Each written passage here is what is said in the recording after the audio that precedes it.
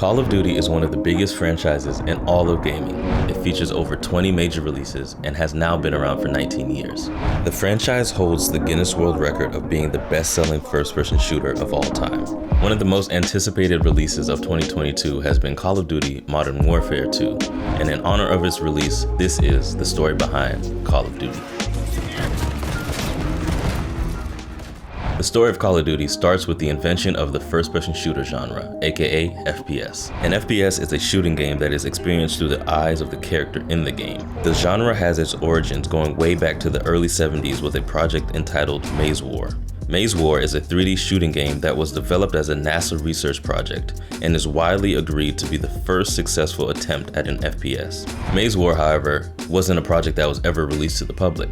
The first-person shooter that was widely known by the public was Battlezone, released by Atari in 1980. It was an arcade game where players were placed in a tank and had to fire enemy tanks while avoiding being destroyed. Throughout the rest of the 80s and into the 90s, more arcade games with a similar playstyle were created, but the genre would really take off when FPSs transitioned from the arcade to home PCs.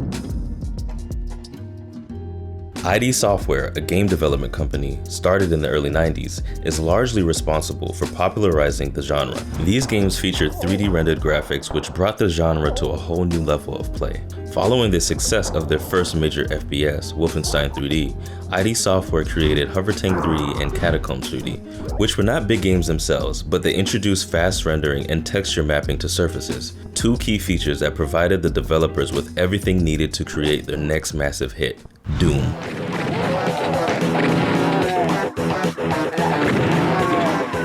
Doom features main character Doom Guy, and players are tasked with traversing through 3D rendered levels while being attacked by 2D demons and undead sprites. Players must then use a variety of available weapons to destroy the enemies and reach a marked exit before running out of ammo and/or health. Players all over the world were hooked on this game, and its massive success led to a whole bunch of Doom clones that were released throughout the 90s. Following the ultra success of Doom, ID Software developed a new 3D engine and released another genre-defining game, 1996's Quake, giving players control over both the X and the Y axis, creating a much more refined and immersive experience for players that has become a mainstay for the genre.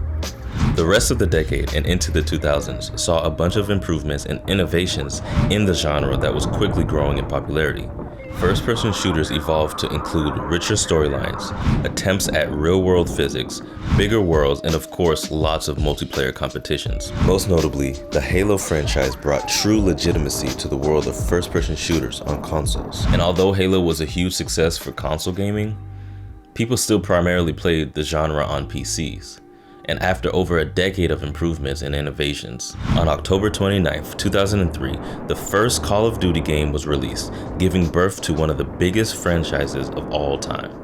Private Martin, you're on the obstacle course and doing weapons training today. Developed by Infinity Ward and published by Activision, the original Call of Duty was built from ID Software's Quake 3 Arena engine, and originally released solely on PC. Call of Duty is set during World War II, and players experience the game through the eyes of an American, British, and Soviet soldier, and are accompanied by multiple computer-controlled allies, a feature that was more emphasized than other existing games at the time. The first Call of Duty was well received by critics, winning several Game of the Year awards in 2003, and was recognized as the 8th best-selling game of the year.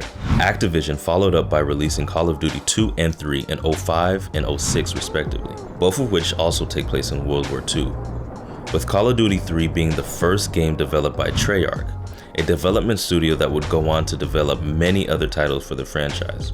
Probably the most important game in the franchise, Call of Duty 4 Modern Warfare marks a huge turning point in the series. Developed by Infinity Ward and released on November 5th, 2007, Modern Warfare abandons the World War II tradition, with the single-player campaign taking place in the Middle East in 2011. Played through the eyes of US and British soldiers. The game received a Metacritic score of 94 out of 100 for both the Xbox 360 and the PS3, taking home multiple Game of the Year awards. Modern Warfare's success led to the franchise leaning into the concept of sub-series and expanding even more past the World War II genre. Another sub-series was introduced into the franchise with the release of the highly rated Black Ops series, which today has 5 installments on its own. Standalone titles like Call of Duty Ghosts, Advanced Warfare, and Infinite Warfare introduced the concept of aliens, futuristic warfare, and outer space to the series. Since the release of Call of Duty 2 in 2006, Activision has released a new title every year. And while Infinity Ward and Treyarch have traded development duties for most games in the franchise, developers Sledgehammer Games and Raven Software have joined the developer rotation and contributed with titles like Advanced Warfare and Black Ops Cold War. As a franchise, Call of Duty has grown so much that I haven't even mentioned any of the console exclusive, the handheld titles, the mobile games, or even the online battle royale games, which is a huge entry for the fandom. With there being new major installments every year, Call of Duty has been verified by the Guinness World Records as the best-selling first-person shooter game series of all time, with over 200 million copies sold worldwide. And with the release of the highly anticipated Modern Warfare 2, there's no sign of the franchise slowing down. The future of the franchise's accessibility to all platforms has come into question with Microsoft's pending acquisition of Activision. Now, Microsoft has released statements outlining plans to keep Call of Duty available to PlayStation users, but nobody really knows exactly how that's going to play out.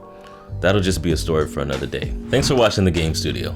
Let us know in the comments what your favorite Call of Duty game is. For me personally, it's Black Ops 2. Don't forget to subscribe for more content like this and for all things gaming. Thank you. Peace.